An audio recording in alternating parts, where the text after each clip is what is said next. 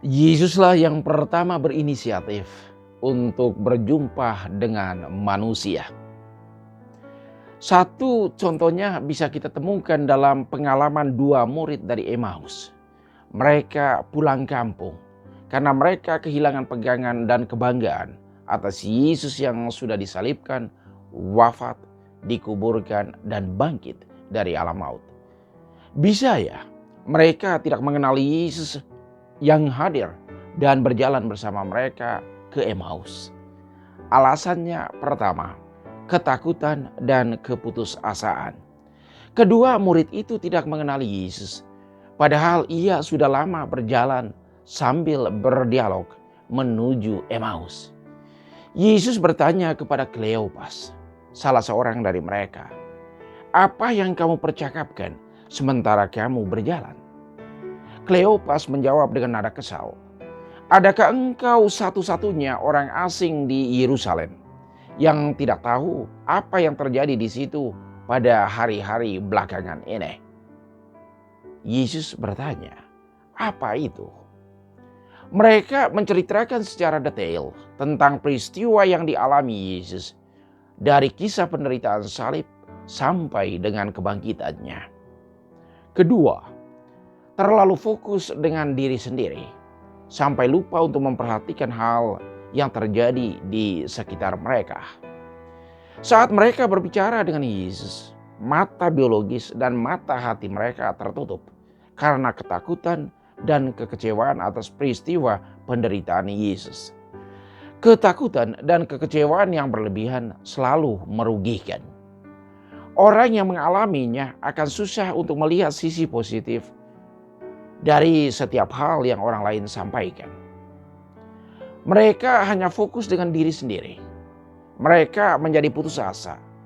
Perasaan takut itu adalah hal normal. Setiap orang mengalaminya. Sangat ketakutan juga merupakan pengalaman normal dan hampir setiap orang pernah mengalaminya. Setiap orang mempunyai pengalaman menakutkan dengan objek, dengan situasi dan peristiwa yang berbeda-beda dalam hidup. Semua itu adalah hal normal yang akan dialami oleh siapa saja. Yang membedakannya yaitu cara orang menghadapi ketakutan, kekecewaan, atau hal yang tidak menyenangkan dalam hidup. Di saat kita dikuasai oleh ketakutan, kekecewaan, atau hal yang tidak menggembirakan dalam hidup, apapun yang orang anjurkan, apapun yang orang katakan atau nasihatkan, pasti tidak akan bermanfaat, tidak bisa diterima. Hal penting untuk dilakukan dalam situasi seperti itu adalah ingat bahwa kita adalah Tuhan atas diri kita sendiri. Kita harus menjadi pengendali dari setiap perasaan dan situasi yang dialami. Jangan pernah memberikan kendali itu pada perasaan, pada situasi, peristiwa, atau orang lain. Kita harus sanggup mengendalikan diri kita sendiri. Untuk hal itu perlu latihan terus-menerus. Ketiga, hal yang membuat kedua murid dari Emmaus tidak mengenal Yesus karena membiarkan ketakutan dan kekecewaan yang mereka alami menguasai dan mengontrol seluruh diri mereka.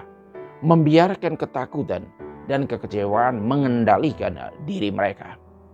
Pada saat itu terjadi, mereka menjadi lemah. Energi positif mereka hilang.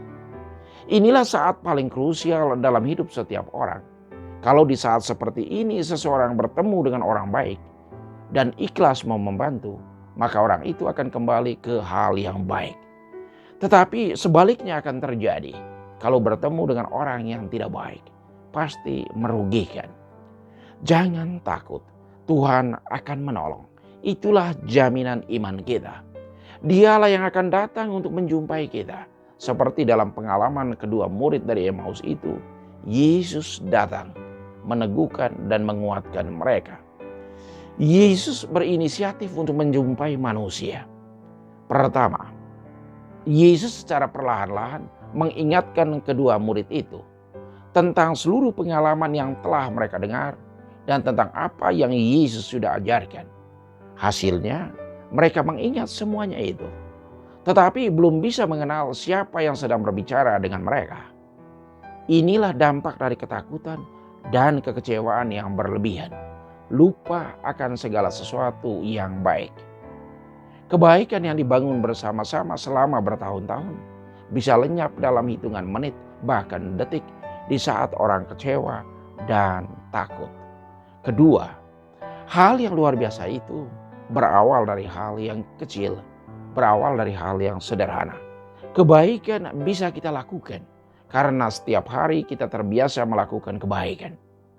Orang yang terus-menerus melakukan kebaikan, walaupun banyak tantangan yang dialami, karena hanya kebaikanlah yang ia pikirkan. Orang selalu berbuat jahat, berbuat negatif, karena hal jahat dan negatif yang terus dia pikirkan. Segala sesuatu itu berawal dari pikiran. Karena itu kontrollah pikiran kita. Yesus seolah-olah mau meneruskan perjalanannya setelah mereka sudah sampai di Emmaus. Tetapi kedua murid itu mengajak untuk tinggal bersama mereka karena hari sudah malam. Yesus secara tidak langsung mau membangkitkan kebaikan dari kedua murid itu. Karena selama misinya di depan umum, Yesus pernah mengajarkan, apa yang kamu kehendaki orang lain perbuat untukmu, perbuatlah demikian juga untuk mereka. Kedua murid itu ingat, mereka mau memberikan tumpangan serta makan minum untuknya. Itu suatu kebajikan yang sudah diajarkan oleh Yesus kepada para muridnya. Yesus mengikuti ajakan mereka. Ketiga, mujizat pemecahan roti. Waktu mereka mau makan malam bersama, Yesus mengambil roti, mengucap syukur, lalu memecah-mecahkan roti itu dan memberikannya kepada mereka. Dan mereka pun mengenal Dia. Sesudah Yesus menumbuhkan kembali kebaikan, energi positif yang mereka miliki, mereka senang dan bersukacita bercerita dengan orang asing yang mereka jumpai dalam suasana kebersamaan. Di saat kebaikan menguat, disitulah mata biologis dan hati mereka terbuka. Mereka mengenal ternyata yang ada bersama mereka itu adalah Yesus yang sudah bangkit. Kok bisa ya mereka tidak mengenal Yesus? Dalam kehidupan harian, hal seperti yang kedua murid dari Emmaus itu kita alami juga. Kita tidak mengenal Yesus yang hadir dalam wujud orang lain yang kita jumpai. Masih ingat pesan Yesus? Setiap kali kamu memperlakukan orang yang paling kecil di antara kamu, kamu melakukan itu untuk aku. Kadang Yesus yang hadir dalam diri orang-orang yang sungguh membutuhkan bantuan, saya abaikan, saya tolak. Karena saya terlalu fokus dengan diri saya sendiri pada apa yang orang katakan. Terlalu fokus dan dipengaruhi oleh berita media sosial, media cetak dan televisi yang menceritakan tentang penipuan dan menyalahgunakan kebaikan orang lain. Akibatnya Yesus lain itu diabaikan, ditolak dan tidak diperhatikan. Mari kita bebaskan diri dari terlalu fokus pada diri sendiri dan dikontrol oleh sesuatu, entah itu pengalaman masa lalu, ketakutan, kekecewaan, atau juga keputusasaan. Kita harus menjadi Tuhan atas hidup kita sendiri. Kita harus mengendalikan diri kita, termasuk perasaan dan harapan dalam hidup. Hanya mengandalkan kekuatan diri sendiri tentu tidak bisa. Kita harus mengandalkan juga bantuan orang lain, orang yang ahli pada bidangnya. Lebih dari itu, kita harus mengandalkan kekuatan Yesus yang bangkit. Bersama Yesus kita bisa. Ia yang pertama berinisiatif untuk bertemu dengan kita dan menyatakan cintanya.